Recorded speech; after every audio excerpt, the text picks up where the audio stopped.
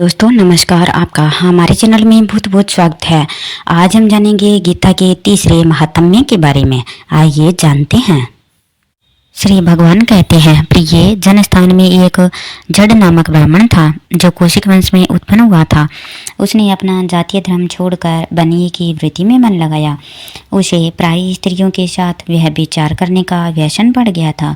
वह सदा जुआ खेलता, शराब पीता और शिकार खेलकर जीवों की हिंसा किया करता था। इस प्रकार उसका समय बीतता था। धन नष्ट हो जाने पर वह व्यापार के लिए बहुत दूर उत्तर दिशा में चला गया। वहां से धन कमाकर घर की ओर लौटा। बहुत ही दूर तक का रास्ता उसने तय कर लिया था।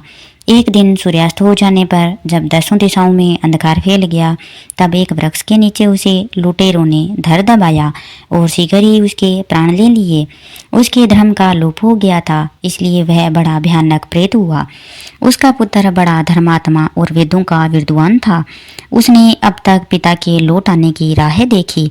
जब वे नहीं आए तब उनका पता लगाने के लिए वह स्वयं भी घर छोड़कर चल दिया। वह प्रतिदिन खोज करता, मगर राहगीरों से पूछने पर भी उसे उनका कुछ समाचार नहीं मिलता था। तदंतर एक दिन एक मनुष्य से उसकी भेंट हुई जो उसके पिता का सहायक था।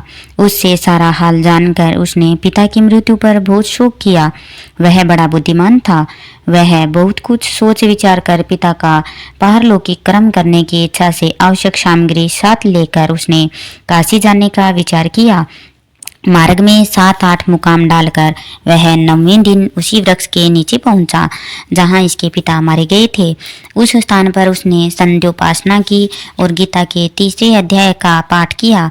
इसी समय आकाश में बड़ी भयानक आवाज हुई। उसने अपने पिता को भयंकर आकाश में देखा।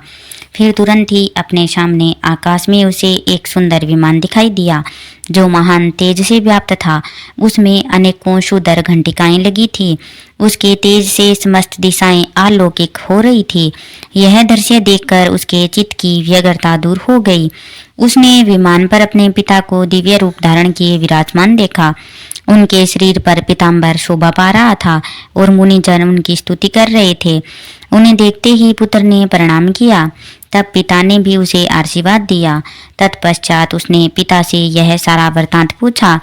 उसके उत्तर में पिता ने यह सब बातें बताकर इस प्रकार कहना आरंभ किया कि बेटा, देववश में मेरे निकट गीता के तृतीय अध्याय का पाठ करके तुमने इस शरीर के द्वारा किए हुए दुष्ट कर्म बंधन से मुझे छुड़ा दिया है।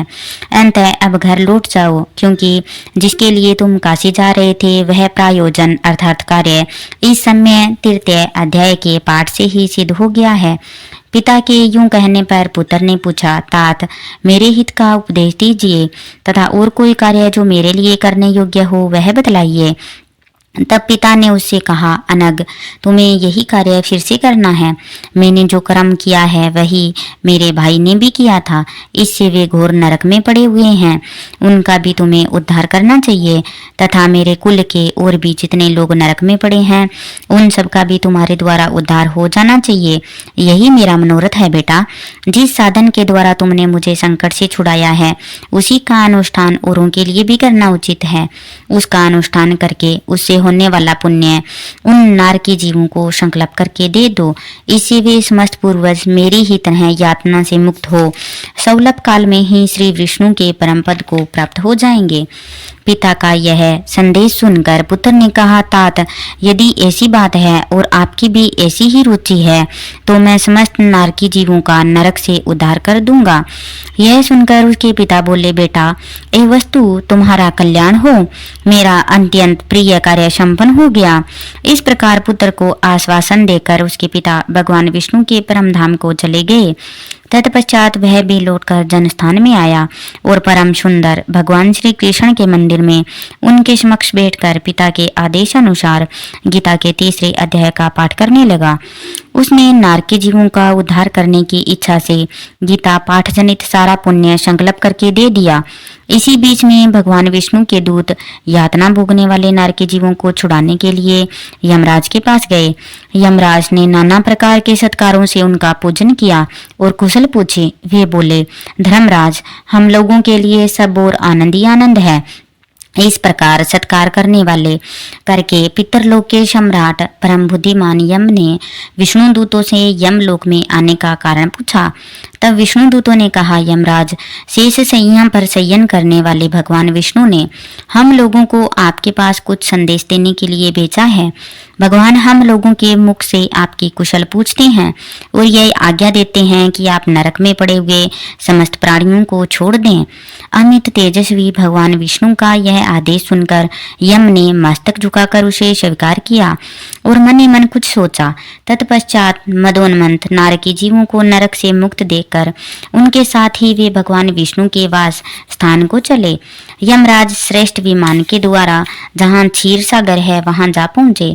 उसके भीतर कोटि कोटि सूर्यों के समान कांतिमान, नील कमल दल के समान श्याम सुवर्ण श्याम सुंदर लोकनाथ जगत गुरु श्री हरि का उन्होंने दर्शन किया। भगवान का तेज उनकी सैया बने हुए शेषनाग के फणों की मणियों के प्रकाश से दोगुना हो रहा था। वे आनंद युक्त दिखाई दे रहे थे। उनका हृदय प्रसन्नता से परिपूर्ण था।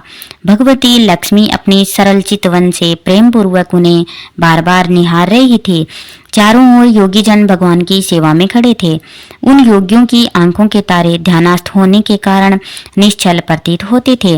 देवराज इंद्र अपने विरोधियों को प्रहस्त करने के उद्देश्य से भगवान की स्तुति कर रहे थे। ब्रह्मा जी के मुख से निकले हुए वेदांत वाक्य मूर्तिमान होकर भगवान के गुणों का गान कर रहे थे। भगवान पूर्णतः संतुष्ट होने के साथ ही समस्त योनियों की ओर से उदासीन प्रतीत होते थे। जीवों में से जिनको योग साधना के द्वारा अधिक पुण्य संचय किया था, उन सबको एक ही साथ वे कृपा दृष्टि से निहार रहे थे। भगवान उन्हें स्वरूप भूत अखिल चराचर जगत को आनंद पूर्ण दृष्टि से आमोदित कर रहे थे। शेषनाग की प्रभा से उदासित एवं सर्वत्र व्यापक दिव्य विग्रह धारण किए नील कमल के सौंदर्य श्याम वर्ण वाले श्री हरि ऐसे जान पड़ते थे मानो चांदनी से घिरा हुआ आकाश सुशोभित हो रहा हो। इस प्रकार भगवान की झांकी करके यमराज अपनी विशाल बुद्धि के द्वारा उनकी स्तुति करने लगे। यमराज बोले, संपूर्ण जगत का निर्माण करने वाले परमेश्वर, आपका अनंतकरण अत्यंत निर्मल है। आपके मुख से ही वेदों का प्रादुर्भाव हुआ है। आप ही विश्व स्वरूप पुरुष के विधायक ब्रह्मा हैं। आपको नमस्कार है। अपने बल और वेग के कारण जो अत्यंत दुर्धर्ष प्रतीत होते हैं, ऐसे दानवेंद्रों का अभिमान चूर्ण करने वाले भगवान विष्णु को नमस्कार है। पालन के समय शतवमय शरीर धारण करने वाले विश्व के आधारभूत सर्वव्यापी श्री हरि को नमस्कार है। समस्त देहधारियों की पातक राशि को दूर करने वाले परमात्मा को प्रणाम है। जिनके ललाटवर्ती नेत्र के तनिक सा खुलने पर भी आग की लपटें निकलने लगती है, उन रुद्र रूपधारी आप परमेश्वर को नमस्कार है। आप संपूर्ण विश्व के गुरु हैं, आत्मा और महेश्वर हैं। अंतः समस्त वैष्णव वचनों को संकट से मुक्त करके उन पर अनुग्रह करते हैं। आप माया से विस्तार को प्राप्त हुए, अखिल विश्व में व्याप्त होकर भी कभी माया अथवा उससे उत्पन्न होने वाले गुणों से मोहित नहीं होते हैं। माया तथा माया जनित गुणों के बीच में स्थित होने पर भी आप पर उनमें से किसी का प्रभाव नहीं पड़ता है। आपकी महिमा का अनंत नहीं है, क्योंकि आप असीम हैं। फिर आप वाणी के विषय कैसे हो सकते हैं? अंत मेरा मौन रहना ही उचित है। इस प्रकार स्तुति करके यमराज ने हाथ जोड़कर कहा, जगत गुरु, आपके आदेश से इन जीवों को गुण रहित होने पर भी मैंने छोड़ दिया है। अब मेरे योग्य और जो कार्य हो उसे बतलाइए। उनके यूं कहने पर भगवान मधुसूदन मेघ के समान गंभीर वाणी द्वारा मानो अमृत रस से सींचते हुए बोले, धर्मराज, तुम सबके प्रति समान भाव रखते हुए लोगों का पाप से उद्धार कर रहे हो। तुम पर देहधारियों का भार रखकर मैं निश्चित हूँ। अंततः तुम अपना काम करो और अपने लोक को लौट जाओ। यूं कहकर भगवान अंतर्ध्यान हो गए। यमराज भी अपनी पुरी को लौट आए। तब वह ब्राह्मण अपनी जाति के और समस्त नारकी जीवों का नरक से उद्धार करके स्वयं श्री श्रेष्ठ विमान द्वारा श्री विष्णु धाम को चला गया। इस प्रकार तीसरे अध्याय का महात्म्य समाप्त होता है। अगर आपको हमारी यह वीडियो अच्छी लगी हो तो प्लीज़ हमारे चैनल को लाइक करें, सब्सक्राइब करें, ज़्यादा से ज़्यादा शेयर करें और बेल आइकन का बटन ज़रूर प्रेस करें ताकि जब भी हम वीडियो डालें आप तक नोटिफिकेशन ज़रूर पहुंच जाए। तो प्लीज़ हमारे चैनल को लाइक करें, सब्सक्राइब करें। आपका बहुत बहुत धन्यवाद।